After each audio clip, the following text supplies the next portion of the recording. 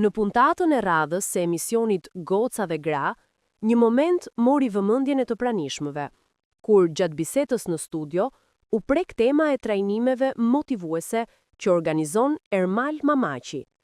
Teksa po shpjegonte formatin e seminarit që do të zhvillojë këtë fundjavë, Mamaçi u shpreh se ky trajnim synon të tregojë pjesëmarrësve mënyra për të përmirësuar cilësinë e jetës dhe marrëdhënien e tyre me veten, duke shtuar se në të marrin pjesë personazhe të njohur publik.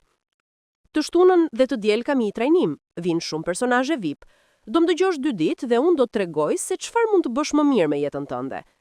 Tha ai duke ja drejtuar ftesën edhe aktores së mirë njohur, Ema Andrea, e cila ndodhej në panel. Por Ema zgjodhi t'i përgjigjej hapur dhe pa e zbutur tonin. Me thënë drejtën, tani e kuptova pse je në këtë situatë, ku je i bindur se çdo gjë që thua do të shërbejë të gjithëve. Çfarë bëj në jetë e kam zgjedhur vetë dhe jam e suksesshme me këtë që kam zgjedhur. Kam gjëra më të rëndësishme për të bërë.